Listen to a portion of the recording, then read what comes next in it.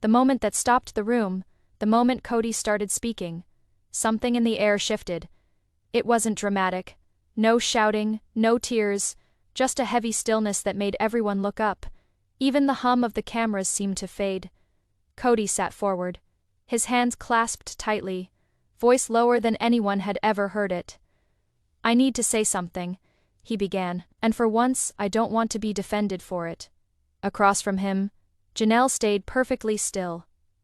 No expression, no words, just eyes that held years of disappointment, and a kind of calm that comes only when anger has burned itself out. The narrator's voice lowers, slow and deliberate, courtroom style, cinematic, intimate. For years, Janelle had endured every version of his reasoning, the lectures, the blame, the moments he twisted loyalty into obedience. She had watched him justify heartbreak, like it was leadership. But now this was different. Kody's voice cracked. "I was wrong about everything." The room froze. Even Robin looked up, startled, and there was Janelle, still, silent, unshaken. Her face didn't show shock or relief. It showed something else, truth meeting exhaustion. Because when you've already lived through the storm, the thunder no longer scares you. Her expression said it all. "I've heard enough." But what Kody said next would change everything. The words that cut deeper than silence. Kody's voice trembled as he looked around the room, searching for understanding that wasn't there. "I thought I was protecting this family," he said. "But all I was doing was protecting my pride." The narrator's tone lowers, soft, reflective, courtroom slow. He went on, voice shaking. "I blamed Christine for walking away. I said Janelle didn't respect me. I said Mary stopped trying. But maybe I just couldn't stand losing control." The air grew heavier. The truth always does. Janelle's eyes glistened, but she didn't blink. Years of patience, loyalty, and silent endurance flickered behind that single look. She wasn't angry anymore, she was done. Flashbacks filled the narrator's voice.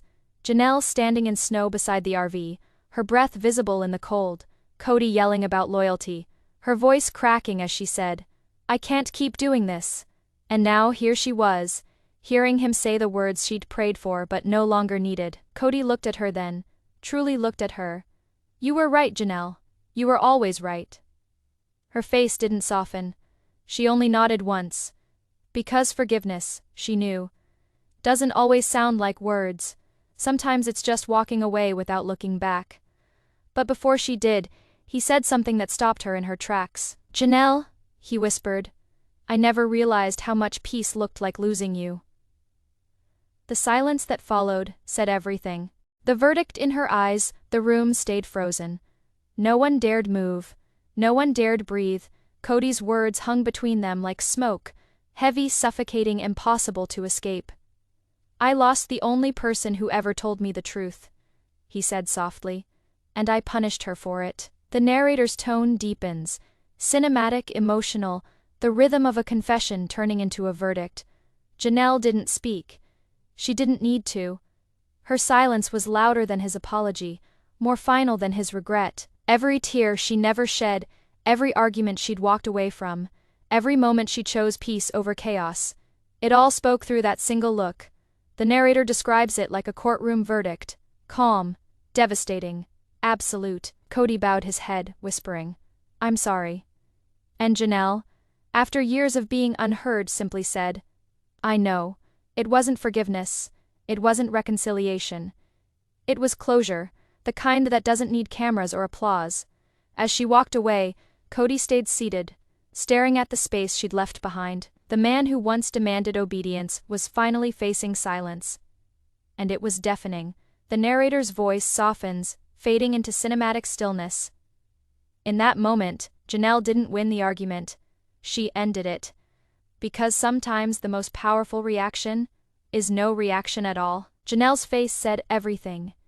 And Kody finally heard it. But was his apology too late to matter? Tell us what you believe in the comments below. And don't forget to subscribe, because in the world of the Browns, silence isn't the end. It's the beginning of the truth.